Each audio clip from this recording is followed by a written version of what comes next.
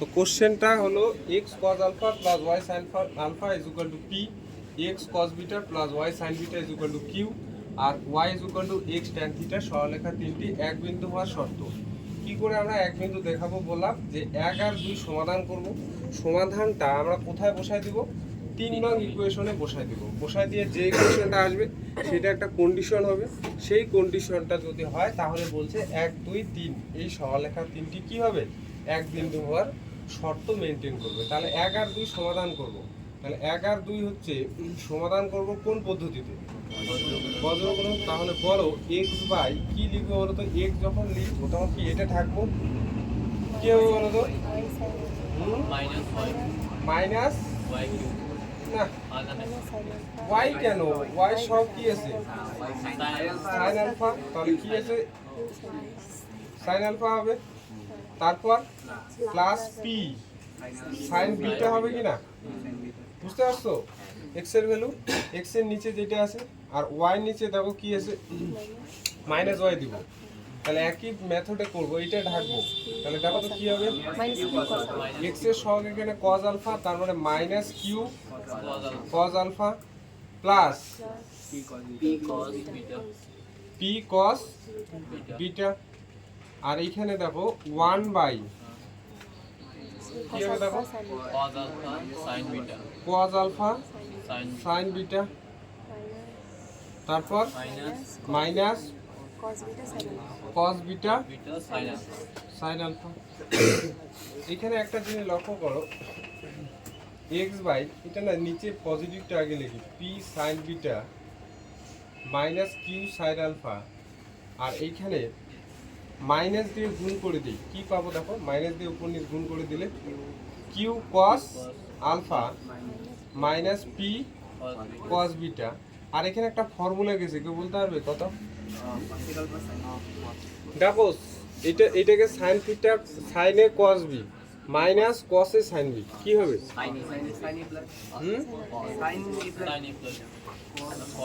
সাইনে cos B minus cos A sine B কিসের formula? হ্যাঁ, সাইন এ মাইনাস বির ফর্মুলা কিনা? এটা এলিভেনের, এটাই তো এখন এলিভেনটাই শেষ হলো না, সূত্র ভুলে শেষ। তাহলে সাইন কত হবে বলো তো? এখানে এ কত এখানে ধরবো? আলফা ধরবো না বিটা ধরবো? বিটা মাইনাস আলফা দেখতে পাচ্ছে না, এইটা এ এইটা বি। এই যে সাইন এ কস বি মাইনাস কস এ সাইন বি, বোঝা গেল? আচ্ছা নিচের দিকে নিতে হবে একটু। হ্যাঁ, এইখানে দেখো এক্স তাহলে কত পাবে বলো তো? এখানে এক্স কত পাবো? এই যে দেখো এইটা বা এইটা, তার মানে p sine alpha sorry sine beta minus Q sine alpha by হয়ে যাবে তোমার সাইন বিটা মাইনাস আলফা। আর ওয়াই কি হয়ে যাবে? Q cos alpha minus P cos beta by হয়ে যাবে তোমার সাইন বিটা মাইনাস আলফা। ভালো করে বোঝো কোশ্চেনটা। যদি বলতো তিনটা সরলরেখা এক বিন্দু দেখাও, এক বিন্দু দেখাও, তাহলে কি হতো? এই এক্স এর ভ্যালুটা আর ওয়াই ভ্যালুটা আমরা ডান পক্ষে বাম পক্ষে বসাতাম, ডান পক্ষ আর বাম পক্ষ কি হতে হতো? সমান। তাহলে আমরা বলে দিতাম তিনটা সরলরেখা এক বিন্দু। কিন্তু এখানে বলছে যে এক বিন্দু হওয়ার শর্ত কি? আমরা কিভাবে শর্ত মেনটেন করি? এই যে এক্স এর ভ্যালু আর ওয়াই ভ্যালুটা বের করে 3 নঙে বসাই দিই। সেই এক্স এর ভ্যালুটা ওয়াই ভ্যালুটা 3 নঙে বসায় দেওয়ার পর যে ইকুয়েশনটা আসবে সেই ইকুয়েশনটা কিন্তু মেনটেন করতে হবে। হ্যাঁ, তাহলে শর্তটার জন্য এক্স এর ভ্যালু আর ওয়াই ভ্যালু এখানে পুট করে দিতে হবে। তাহলে 3 নঙে বলছে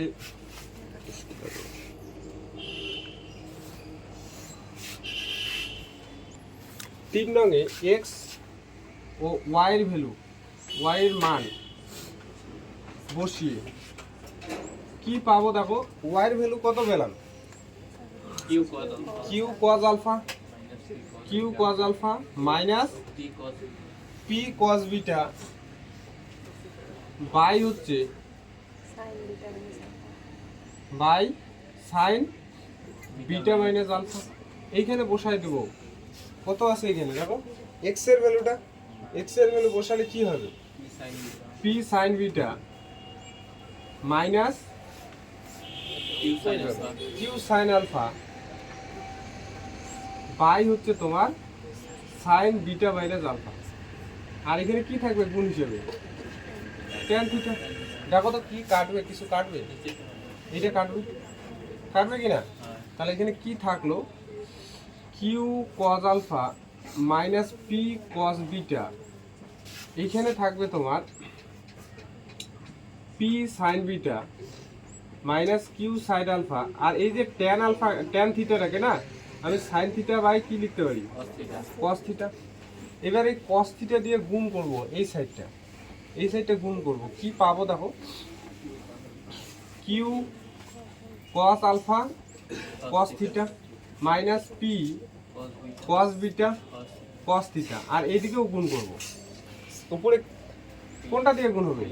সাইন থিটা দিয়ে। তাহলে গুণ করলে দেখো কি হবে? P sine theta beta sine theta minus Q sine alpha sine theta. এবার একটা জিনিস লক্ষ্য করো, এখানে পি আর কিউ এর ভ্যালু দিয়ে একটা আছে না? এখানে দেখো কিউ আছে, এখানেও কিউ আছে। কিউটাকে যদি আমি এইদিকে নিয়ে আসি আর কিউ যদি কমন নেই, কি পড়ে থাকবে দেখো? কস আলফা আর কস থিটাকে আমি এখানে আগে পরে লিখলাম একটু, কস থিটা কস আলফা লেখা যায়। মাইনাস থাকবে, এদিকে আসলে কি হবে? প্লাস। এদিকে আসলে কি হবে দেখো তো? সাইন থিটা সাইন আলফা আগে পরে লিখলাম ইকুয়াল টু, এখানে যে পি কমন নেই তাহলে কি থাকবে? এদিকে পি আছে, এখানে একটা এখানে একটা, তাহলে কি থাকবে দেখো? Sine theta sine beta plus cos theta cos beta, এটা থাকবে। তো এইখানে কিউ আর এখানে একটা ফর্মুলা গেছে বলো তো? হ্যাঁ, কস এ মাইনাস, তার মানে cos theta minus alpha is equal to p. এখানে কি যাবে? এটাও কস থিটা মাইনাস বিটা, এটা হবে। তাহলে বলছে এইটা সমান সমান এইটা হবে, তার মানে কি বাম পক্ষ আর ডান পক্ষ এইটা হতে হবে। তাহলে ইহাই বলছে নির্ণয় শর্ত। যদি সমবিন্দু ইহাই নির্ণয় শর্ত, যদি সমবিন্দু দেখাতে বলতো তাহলে আমাদের এক্স এর ভ্যালুটা আর ওয়াই ভ্যালুটা বাম পক্ষে ডান পক্ষে বসাতাম, তারপর কি হতো? সমান হতো। কিন্তু এখানে বলছে শর্ত কি, তাহলে এই শর্তটা যদি মেনটেন করে তাহলে বলছে এরা সমবিন্দু হবে, ইহাই নির্ণয় শর্ত। দেখো তো বুঝতে পারলে কিনা? এইটা কিন্তু ইম্পর্টেন্ট টাইপের না, আসবে না তো, এই কন্ডিশনটা হতে হবে তাহলে হবে। বলছে কি এমন শর্ত মেনটেন করবে যাতে করে তারা কি হতে হবে? সমবিন্দু হবে বা এক বিন্দু হবে। বোঝা গেল? দেখো এই অঙ্কটা, হ্যাঁ এই কোশ্চেনটা ভিআই। হ্যাঁ দেখো এখানে আগের অঙ্কটা ঠিক উল্টাটা, এখানে একটা শর্ত মেনটেন করে তোমাকে প্রমাণ করতে বলছি AB plus BC plus CA is equal to 0। এই যে কন্ডিশনটা যদি হয় তাহলে দেখাতে বলছি যে x by A plus y by b is equal to 1 by c, x by B plus y by C is equal to 1 by a, আর x by C plus y by b a is equal to 1 by b. এই যে সরলরেখা তিনটি সমবিন্দু, আগেরটা কি প্রমাণ করলাম বলো তো? সমবিন্দু হওয়ার শর্ত। এইবার বলছে এই শর্তটা এটা যদি মেনটেন করে তাহলে বলছে তিনটে সরলরেখার একটাই বিন্দু থাকে। বোঝা গেল? তাহলে কিভাবে করবো দেখো সলিউশনটা। তাহলে প্রদত্ত যে সরলরেখাগুলো ওগুলো লিখে নিব। প্রদত্ত সরলরেখাগুলি কি কি আছে এখানে? X by A plus y by b is equal to হচ্ছে 1, ভালো করে বুঝবে এটা। ও এটা 1 না, 1 by c. X by B plus y by C is equal to হচ্ছে 1 by a. X by C plus y by a is equal to 1 by b. এত কাশি ফাঁসি। দেখো এই তিনটে সরলরেখা এই শর্ত যদি মেনটেন করে তাহলে বলছে সমবিন্দু। ভালো করে বুঝবে, এই তিনটে সরলরেখা আমার একটাই বিন্দু দেখাতে হবে। তাহলে ধরে নাও এই যে এটা হলো প্রথম সরলরেখা, এটা হলো দ্বিতীয় সরলরেখা, আর এটা হলো তৃতীয় সরলরেখা। আমি এখানে জোর করে ছবিতে একটা বিন্দু দিয়ে পাস করছে এটা দেখাবো, এই শর্তটা নেবে। তো দেখো এইখানে না একটা বিন্দু ধরে নেব, এইচ কমা কে। তো দেখো আমরা কিভাবে প্রমাণ করব, আমরা ধরে নিব 1 আর 2 এর 1 আর 2 এর যে ছেদ বিন্দু ধরে নিব যে এইচ কমা কে। আমি যদি এই সত্যটা দ্বারা আমি দেখাতে পারি যে এইচ কমা কে বিন্দুটা 3 নংয়ের উপরে আসে, তাহলে আমি বলে দিব কি যে 1 আর 2 আর 3 এর একটাই বিন্দু আছে, সেটা কোন বিন্দু? এইচ কমা কে। তাহলে আমরা ধরে নিচ্ছি, দেখো কিভাবে করছি, দেখো ধরে নিচ্ছি যে 1 আর 2 এই যে দুইটা সরলরেখার ছেদ বিন্দুটা ধরে নিলাম এইচ কমা কে। তাহলে দেখো 1 আর 2 এর ছেদ বিন্দু আমি কত ধরে নিলাম? এইচ কমা কে। আমি যদি দেখাতে পারি যে এই বিন্দুটা 3 নংয়ের উপরে আছে, তাহলেই হয়ে গেল। তাহলে আমার কি বলে দিতে পারবো যে তিনটে সরলরেখা সমবিন্দু। তাহলে 1 আর 2 এই যে দুইটা সরলরেখার ছেদ বিন্দু যদি এইচ কমা কে হয়, তাহলে এই বিন্দুটা এই 1 নংয়ের উপরেও আছে, আবার কি 2 নংয়ের উপরে আছে। তার মানে এই বিন্দু দিয়ে কি হবে বলো? স্যাটিসফাই হবে। তাহলে কি লিখবো? H by A plus K by b 1 by c. এটা 4 নং দেই। বুঝতে কি পারছো? আবার এইচ বাই কি হবে? B plus K by C is equal to 1 by A. এটা পেলাম। আচ্ছা, 4 আর 5 কে যদি আমি যোগ করি, 4 আর 5 কে যদি আমি যোগ করি, দেখো তো কি পাবো? 4 নং আর হচ্ছে 5 নংকে যোগ করে পাই কি পাবো বলো তো? এইদিকে দেখো পাচ্ছি হচ্ছে H by A plus K by B plus H by B plus K by C is equal to 1 by C 1 by A. এটা এখানে যদি এইচ কমন নেই, কি থাকবে? 1 বাই এ। এইদিকে উপরে লিখি, এইচ যদি কমন নেই থাকবে কি 1 বাই এ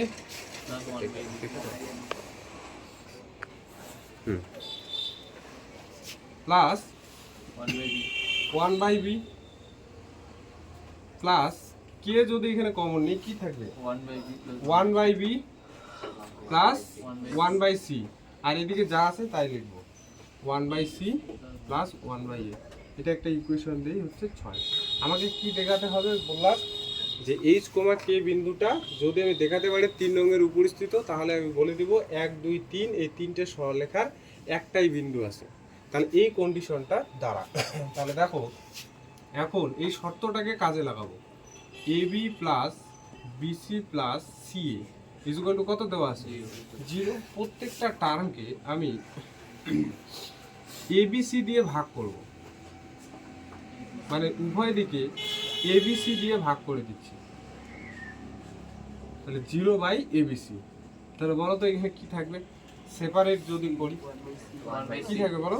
হ্যাঁ, 1 by C plus 1 by a থাকবে plus 1 by b is equal to কি 0। আচ্ছা, এই 7 নংটা ইউজ করব 6 নং। 7 নংটা ইউজ করব হচ্ছে 6 নং। তাহলে দেখো তো 6 নং থেকে ভালো করে বুঝবে, 6 নং থেকে এই যে এইচ এর সাথে এখানে যে গুণ আছে না দুইটা, তাহলে দেখো তো 1 by A plus 1 by b আমি 7 নংয়ে যদি ইউজ করি তাহলে কি লিখতে পারবো? -1 বাই সি। একদম -1 বাই সি। দেখতে পাচ্ছ এই যে 1 by A plus 1 by b কত হয়? -1 বাই সি। এবার আমি এই যে কে এর সাথে যে পার্টটা আছে দেখো 1 by B plus 1 by c কি লেখা যাবে? -1 বাই এ। আর এইখানে দেখো 1 বাই সি প্লাস 1 বাই এ কি লেখা যাবে? -1 বাই বি। মাইনাস দিয়ে যদি আমি গুণ করি তাহলে কি পাবো বলো? H by c k by a is equal to 1 by b. আচ্ছা, এখানে যে 8 নং ইকুয়েশন যে দিলাম, এই 8 নং ইকুয়েশন থেকে কি বলা যায় বলো তো? 8 নং যে ইকুয়েশনটা পেলাম, হ্যাঁ, তার মানে কি 8 নং যে এ থেকে কি বলা যায় যে এইচ কমা কে বিন্দুটা 3 নং এর উপর স্থিত? বুঝতে কি পারছো? তাহলে আমি 8 নং থেকে এইভাবে বলতে পারি যে 8 নং থেকে বলা যায় যে এইচ কমা কে এই যে বিন্দু সেটা কোথায় আছে? 3 নং এর উপর স্থিত। এর দ্বারা আমি কি বলতে পারি বলো? হ্যাঁ, আমি একবার ধরে নিলাম যে 1 আর 2 এর ছেদ বিন্দু হলো h, কে। তাহলে এই বিন্দুটা 1 এর উপরে আছে আর 2 এর উপরে আছে, সেই জন্য 4 আর 5 ইকুয়েশন পেলাম। আমি দেখালাম আবার এই বিন্দুটা আবার কোথায় আছে, 3 রঙে আছে। তার মানে কি বোঝাচ্ছে বলো? যে 1 2 3 এই তিনটে সরলরেখার একই বিন্দু। কখন? যখন এই কন্ডিশন হোল্ড করবে। এই কন্ডিশনটা যদি হোল্ড না করতো তাহলে কিন্তু আমরা এই ইকুয়েশন আনতে পারতাম না। বুঝতে কি পারছো? তাহলে এর দ্বারা কিন্তু প্রমাণ হয় যে তিনটে সরলরেখার একটাই বিন্দু, এই শর্ত মেনটেন করে। আগের অঙ্কটা কি ছিল? শর্ত বের করছি, আর এই অঙ্কটা কিন্তু শর্ত দিয়ে তোমাকে প্রমাণ করতে হবে। বুঝতে পারলে? তাহলে লিখে নাও। ওইটা আবার লিখে নিবে শেষের দিকে, হ্যাঁ, যে 1 2 3 এই যে সরলরেখা তিনটি সমবিন্দু প্রমাণিত, এটা লিখতে হবে শেষের দিকে। দেখো এই কোশ্চেনটা কিন্তু ভিআই, হ্যাঁ, কি বলছে যে প্রমাণ করো যে y = m1x + c1, এটা একটা কি আকার বলো তো সরলরেখা? প্রবণতা ছেদিত। এখানে প্রবণতা কত? m1 আর y অক্ষের ছেদিতাংশ c1। তাহলে দেখো y = m1x + c1 আর y = m2x + c2 আর x = 0, এই তিনটে সরলরেখার দ্বারা একটা কি তৈরি হবে? ত্রিভুজ। তাহলে সেই ত্রিভুজের ক্ষেত্রফলটা তোমার এটা প্রমাণ করতে হবে। তাহলে প্রথমে ছবি আঁকতে হবে। এই কোশ্চেনটা কিন্তু ছবি আঁকতে হবে, ছবি না আঁকতে পারলে অঙ্কটা কিন্তু করতে হবে না। আচ্ছা, কতগুলো জিনিস আমি যদি বলি যে y = mx + c, সরলরেখার ছবি আঁকো, তাহলে কিভাবে আঁকতে পারি আমরা? দেখো এইভাবে আঁকি। এইটাও কি বলতো? y = mx + c, এটা। তাহলে আমরা এখানে একটা কোণ ধরি আলফা, সেই আলফাটা হলো আনতি এই সরলরেখাটা, সেই আলফা আনতিটার সাপেক্ষে এমটা হবে তোমার ট্যান আলফা। এবার এইটুক দূরত্ব কত হবে? সি। তাহলে y = mx + c হলো এটা সরলরেখা। আমি যদি এইদিকেও আঁকি না, যদি ধরে নাও আমি এইভাবেও আঁকি, ধরে নাও এটা হলো y অক্ষ, এটা মূল বিন্দু, এটা হলো x অক্ষ, এইদিকেও যদি আঁকি, তখন আলফাটা কোনটা হবে? এই যে এটা হবে আলফা। কারণ আমি আলফা কিভাবে নির্ণয় করব? এক্স অক্ষের ধনাত্মক দিক থেকে আমি মাপবো ঘড়ির কাঁটার বিপরীতে, আর এটুক হবে কি বলতো? সি। তাহলে এইটাও কিন্তু একটা y = mx + c। কাজে সবসময় যে এইদিকেই হবে তার কোনো গ্যারান্টি নেই। ঠিক আছে, প্রথমে মাথায় কিন্তু বুঝতে হবে। তো ব্যাপারটা হলো আমার এই তিনটে সরলরেখা এমন করে আঁকতে হবে যাতে করে একটা ত্রিভুজ পাই, নাহলে তো তার ক্ষেত্রফল পাবো না। সেজন্য কি করব, আমরা একটা ছবি এঁকে আঁকি। ছবিটাই কিন্তু মেন, ভালো করে বুঝবে ছবিটা। ছবিটা না বুঝতে পারলে অঙ্কটা পারবে না। এই ছবিটা একটু বড় করে আঁকি, x', y', আর এটা হলো x। দেখি কোন দেখা যায় কিনা, দেখা যাচ্ছে? দেখা যায় না। আচ্ছা ঠিক আছে, দেখো আমি এই সাইডটায় যে সরলরেখাটা নিলাম, ধরে নাও এই সাইডে সরলরেখাটা নিলাম, এইটা ধরে নাও আমি দিলাম হচ্ছে y = m1x + হচ্ছে c1। কেউ আমাকে বলো যে এখানে যদি আমি বিন্দুটা a দেই, তাহলে a বিন্দু স্থানাঙ্ক কত হবে? হ্যাঁ, 0,c1। কারণ কি বলতো? এইখান থেকে এটা ডিস্টেন্স কত? c1। বুঝতে পারছো? এবার এটা সরলরেখা আঁকলাম। এবার x = 0 সরলরেখা কোন দিকে হয় বলো? আমি যদি বলি x = 1, এখানে হতো, তাহলে এই বরাবর হতো y অক্ষে, তাহলে x = 0, তার মানে এইদিকে গেল, তাহলে এইটা গেল x = 0 সরলরেখা, তার মানে y অক্ষটা। এবার y = কি আছে? m2x + হচ্ছে c2, তাহলে এইদিকে আবার আঁকবো না, তাহলে তো ত্রিভুজে হবে না। কোন দিকে আঁকবো বলো তো? এই সাইডটা আঁকবো, এই সাইডটা। ঠিক আছে, তাহলে এটা কি হলো? y = m2x + c2। যদি এটা হয়, এখানে একটা বিন্দু পাবো, দেখো b। বলো আমাকে b বিন্দুটা কত হবে? 0,c2। তার মানে দেখতে পাচ্ছ এটুক ডিসটেন্স কত? c2, আর এই যে ডিসটেন্স এটা কত? c1। তাহলে এখানে একটা ত্রিভুজ পাচ্ছি। এখানে যে এর নাম দেই abc, c নাম দেব, আচ্ছা এটা অন্য কিছু দেই, p নাম দেই। তাহলে এখানে একটা ত্রিভুজ পাচ্ছি। দেখো x = 0, y = m1x + c1, y = m2x + c2, তিনটে সরলরেখা গেছে। তিনটে সরলরেখা দ্বারা একটা ত্রিভুজ উৎপন্ন হয়ে গেছে। কি? এই যে এ পি বি, এটা একটা ত্রিভুজ কি না? সেই ত্রিভুজের ক্ষেত্রফল তোমাকে নির্ণয় করতে হচ্ছে। ঠিক আছে, তাহলে দেখো প্রদত্ত সরলরেখাগুলি কি কি আছে। ছবি কি বুঝতে পারছো? প্রদত্ত সরলরেখাগুলি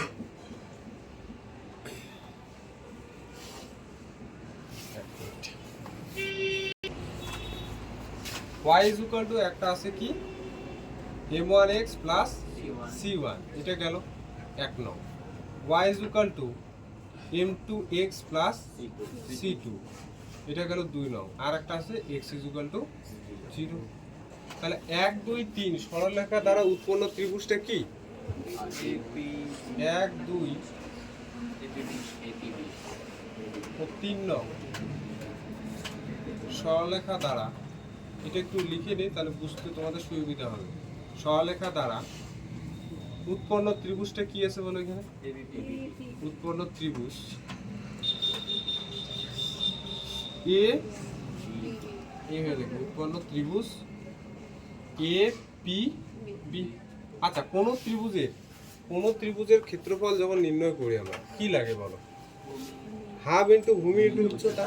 তাহলে এখানে ভূমি কোনটা বলো তো? আমি যদি এই ত্রিভুজটাকে এইখানে নিয়ে আসি না, এইখানে ধরে নাও নিয়ে আসি, তাহলে এটা ধরে নাও এ, এটা বি, আর এটা কি পি। তাহলে এখানে দেখো তো এ বিটা কি হবে তখন? এ বিন্দু স্থান C1 0,C1, আর এটা হলো 0,C2। তাহলে দেখো এই ত্রিভুজটার আমি ক্ষেত্রফল এইটাকে এইখানে তুলে আনলাম, এই ত্রিভুজটার ক্ষেত্রফল আমি নির্ণয় করব। তাহলে দেখো ভূমি কোনটা এখানে? ভূমি কি হবে? এবি। আর এইখানে দেখো উচ্চতা যদি আমি মাপি, এই যে এটুকু হলো উচ্চতা না? এবার অনেকেই ভাববে যে এখানে মধ্যবিন্দুটা বের করব।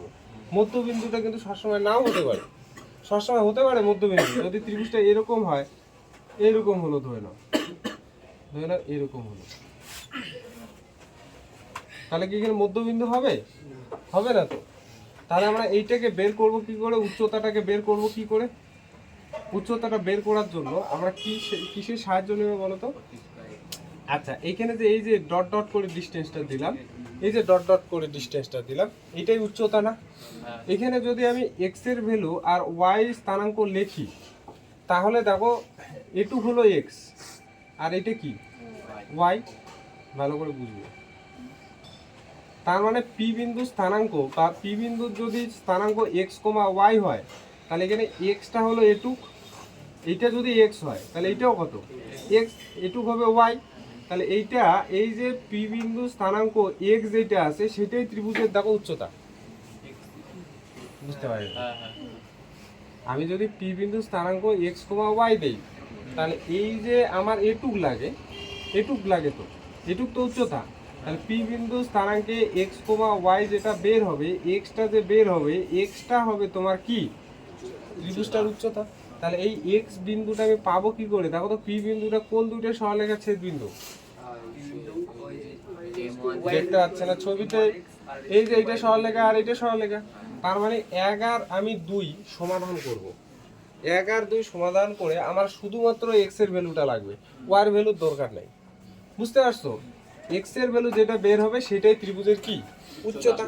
তার মানে দেখো 1 ও 2 নং, আচ্ছা 1 নং থেকে বা এইভাবে লিখি 2 নং থেকে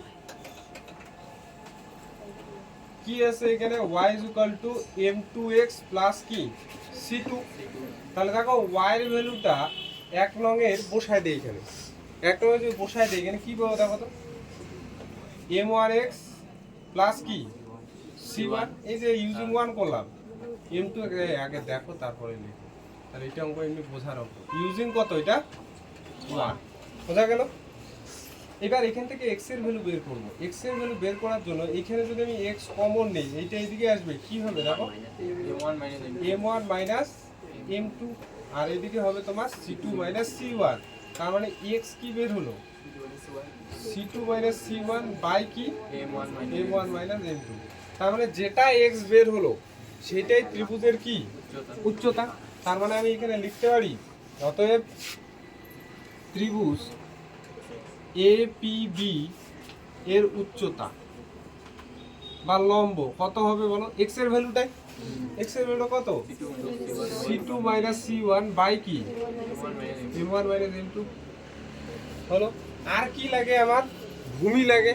তাহলে বলো ত্রিভুজ এবিসি এর ভূমিটা কি হবে, এ পি বি এর ভূমি, C1 minus C2 হ্যাঁ, না না হবে না ভূমি কোনটা, আরে ভূমি এই যে ভূমি এবিটা, এবিটা ভূমি কিনা, তাহলে এবিটা কি করে বের করবো বলো, গোটাটা হলো c1 আর এইটা হলো c2, তাহলে বলো C1 হুম আমাকে বলো এখানে c2 মানে এই যে ওবি, ভালো করে লক্ষ্য করো এখানে ওবিটা মানে এই যে এটুক আর এবি যোগ করে কোনটা দিছে বলো, ওবি আর হচ্ছে তোমার এবি যোগ করে কি দিছে, ওএ দিছে না, ভালো করে লক্ষ্য করো, ওএটা যোগ করলাম আর হচ্ছে এবিটা যোগ করলাম, তাহলে গোটাটা কি দিছে, ওএটা, তাহলে ওবিটা কত এখানে c2 আর এবিটা বের করব, আর ওএটা কত C1 c1, তাহলে এবি কত বের হলো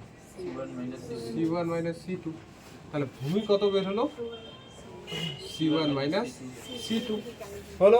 তাহলে একটা ত্রিভুজের ক্ষেত্রফল বের করার জন্য আমার উচ্চতা লাগে আর কি লাগে, ভূমি লাগে। তাহলে দেখো এখানে কিন্তু ওয়াই এর ভ্যালুটা বেরই করবে না, ঠিক আছে, বেরই করবে না, দরকার নাই তো, যেটা দরকার নাই ওটা বের করার প্রয়োজন নাই।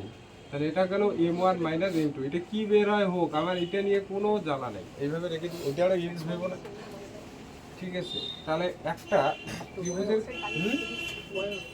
কি ওয়াই ভ্যালুটা লাগবে না, তো ক্রস দিচ্ছি, এটা ক্রস লাগবে না, ওইটা আবার কি ভাবে ছেলেটা, ওইটাকে এক্স ভাবছো, হ্যাঁ ক্রোমোজোমের এক্স, দেখো এইবার আমার কি লাগে বলো, প্রমাণ করতে হবে যে এপি পি ত্রিভুজের কি হয়, ত্রিভুজের ক্ষেত্রফল, ফর্মুলা কি বলো, হাফ ইন্টু মডে রাখি আমরা, ভূমি ইন্টু উচ্চতা, এত কি দেই বর্গ একক। তাহলে এখানে দেখো ভূমি কত, ভূমি C1 minus C2 c1 minus c2, উচ্চতা এটা গুণ x C2 না, minus C1 by c2 minus c1 by কি M1 m1 মাইনাস m2, এত বর্গ একক। আচ্ছা উপরে আবার কি প্রমাণ করতে হচ্ছে, দেখো c1 মাইনাস c2 তার হোল স্কয়ার, তাহলে এটাকে না আমি যদি মাইনাস কমন নেই, তাহলে দেখো মাইনাস যদি নেই আর c1 মাইনাস c2 এটা তো আছে, এখানে একটা আছে, তাহলে কি হয়ে যাবে এটা স্কয়ার, আর নিচে কি হবে বলো m1 মাইনাস m2, এটা হবে কি না। তাহলে এবার আমি প্রমাণটা লিখব, এই যে মড থাকবে, মড থাকলে নেগেটিভ থাকলে কি হয় পজিটিভ, তাহলে উপরে দেখো উপরে মডের দিলেও হয়, তাহলে আমি এটা লাইন এইভাবে লিখতে পারি, half into mod c1 minus c2 তার হোল স্কোয়ার বাই কি লেখা যাবে বলো তো, মড m1 মাইনাস m2। তাহলে দেখো স্কোয়ার যদি থাকে তাহলে মড না দিলেও হয়, তাহলে মডটা যদি আমি উঠাই দিই তাহলে কি থাকবে, half into c1 minus c2 তার হোল স্কোয়ার আর নিচে মড দিব m1 মাইনাস m2, এইটাই প্রমাণ করতে বলছে, কারণ মড দেওয়া আর স্কোয়ার দেওয়া না দেওয়া একই ব্যাপার, মড সবসময় কি করে পজিটিভ করে কিনা, তাহলে স্কোয়ারটা যদি দেই তাহলে মড দেওয়া প্রয়োজন নেই, বুঝতে পারছো। মানে ওই পি বিন্দুটা মানে y equal to m1 x plus c1 মানে সরলরেখার উপর লম্ব না, না মানে পি বিন্দুটা আর কি, পি বিন্দুটা মানে y equal to m1 x plus c1 সরলরেখার উপর কি লম্ব? না, লম্ব না তো, লম্ব না তো, এটা ছেদ বিন্দু, তো লম্ব বিন্দু না তো, ছেদ বিন্দু, ঠিক আছে, বোঝা গেছে।